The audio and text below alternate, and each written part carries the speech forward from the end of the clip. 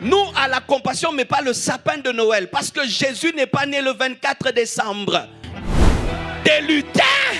Tu sais, lutin, c'est quoi? C'est un petit démon. Si le Père Noël exauce toutes les prières du monde, donc c'est Dieu.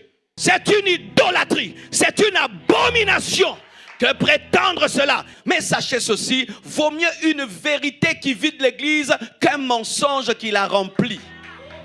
C'est pourquoi nous, à l'église Compassion, on ne met pas les sapins de Noël. Oui. Alléluia. Nous, à la Compassion, on ne met pas le sapin de Noël. Parce que Jésus n'est pas né le 24 décembre. À la Compassion, nous, on ne célèbre pas la Noël. Mais nous pouvons prêcher Jésus le jour de la Noël parce que c'est le jour où tout le monde parle de Jésus. Mais nous savons que doctrinalement, les apôtres n'ont pas célébré la naissance de Jésus-Christ et ce n'était pas une fête dans l'église primitive, la sainte doctrine. Ah, je sais déjà que j'ai des problèmes, hein, mais moi j'ai décidé dans ma vie de prêcher la Bible. Oh, je ne cherche pas des fans, je ne cherche pas l'amour des gens. Mais Paul n'a pas fêté la Noël. Pierre n'a pas fêté la Noël. Je sais que des grands hommes de Dieu le font. Mais ils n'ont pas un verset biblique. Il n'y a que des stratégies d'évangélisation. Mais nos stratégies d'évangélisation ne doivent pas contredire la Bible. Nous devons dire la vérité. Que l'église primitive ne fêtait pas la naissance de Jésus. Et ne fêtait pas le 24 décembre. Mais nous pouvons quand même récupérer cette fête-là. Pour que les familles se rassemblent. Mais nous disons la vérité que le Père Noël n'existe pas. Nous disons la vérité que le Père Noël n'existe pas. Nous disons la vérité que le sapin de Noël n'a pas de place dans l'église. Nous disons la vérité qu'on ne peut pas avoir des petits lutins. Des lutins. Tu sais, lutin, c'est quoi? C'est un petit démon. Donne-moi la main. Donne-moi la main. Quelqu'un qui entre dans ta maison au travers de la cheminée, c'est un voleur. Quelqu'un qui se promène avec un traîneau volant, c'est un sorcier. Ce sont les sorciers. Quelqu'un qui exauce toutes les prières du monde, mais il n'est pas Dieu, c'est qui? Un magicien. Si le Père Noël exauce toutes les prières du monde, donc c'est Dieu.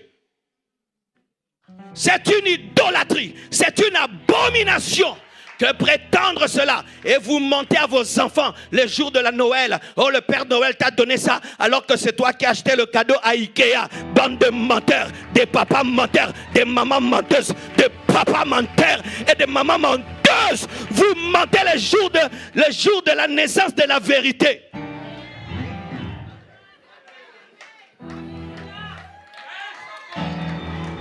Oh, que le Père Noël m'amène un cadeau.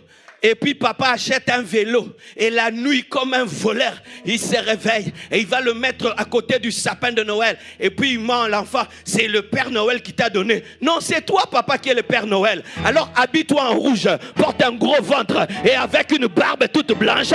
Papa, c'est toi le Père Noël. Le Père Noël n'existe pas. Et s'il existe, c'est un démon. Et je vois même des chrétiens, même des serviteurs de Dieu, ils s'habillent en rouge, bobo, avec leur enfant en pyjama, à côté des hommes dédiés. Pourquoi la mode? Faire comme tout le monde. Ça fait genre sur Instagram, ça fait genre sur TikTok. Nous, on n'est pas dans les faire genre. Nous sommes dans la saine doctrine. La saine doctrine. La saine doctrine. Je sais que j'ai déjà des problèmes, mais j'assume ce que je prêche. J'assume. J'assume ça. Donne-moi le verset. Donne-moi le verset. Vous aimez les fêtes plus que la parole. Et cette fête que vous appelez la fête de Jésus, aujourd'hui est devenue une fête d'impudicité. Beaucoup de filles perdent leur virginité quand? Lors de cette fête-là. Les gens s'enivrent lors de cette fête-là. Mais on peut profiter, comme il y a congé, eh bien on se retrouve en famille, on mange. Mais on ne dit pas que Jésus est né ce jour-là. Parce que si vous dites qu'il est né ce jour-là, Jésus est né en hiver. Est-ce qu'en hiver, on voit les étoiles? C'est une erreur scientifique.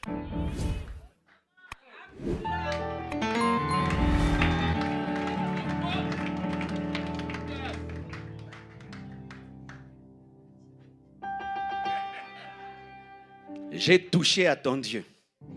J'ai touché, j'ai dérangé. Donc toi maintenant tu vas quitter l'église pour le Père Noël. Toi tu vas cesser de prier parce qu'on a touché une fête. Et vous vous habillez en couleur ceci, couleur de cela et tout. Et vous mettez des étoiles et vous mettez des sapins. Allez faire des recherches sur l'origine du sapin. Allez faire des recherches sur tout ce que vous mettez dans vos maisons. Il y a des recherches qu'on peut faire. Et aujourd'hui, avec l'intelligence artificielle, tu peux taper quelle est l'origine, ça a commencé où. Vous allez vous rendre compte que vous êtes dans des cultes idolâtres. Vous êtes dans des cultes magiques, occultes. Vous êtes en train d'amener des choses dans vos maisons parce que tel l'a fait et tel autre l'a fait. Car sachez, mes frères, que lorsque l'évangile est entré chez les Romains ont refusé d'abandonner leur Dieu et ils ont christianisé leur Dieu. Ils ont christianisé leur Dieu. Ils les ont amenés. Et ainsi maintenant, pour célébrer à la fin de l'année, nous célébrons des choses. Et vous allez remarquer même que ceux qui ne croient même pas en Jésus, ce jour-là, ils croient en lui pour vendre. Ils croient en lui pour vendre, pour remplir leur magasin. Et Jésus est devenu un business. Il est devenu un business. Tout le monde va mettre Noël, mais ils n'ont pas Jésus dans leur cœur. Ils ne croient pas en lui. C'est seulement l'occasion de se remplir les poches. Vous pensez que c'est une fête, que Jésus est content? C'est vrai, on peut l'utiliser ce jour-là. Les gens viennent à l'église, les enfants viennent, on prêche la parole. Mais il faut qu'on dise la vérité aux enfants, de peur qu'ils puissent le dire à leurs enfants et que cette fausse doctrine se perdure. On peut dire aujourd'hui, nous profitons de ce jour, de ce congé international, afin de prêcher la parole de Dieu. Mais disons la vérité.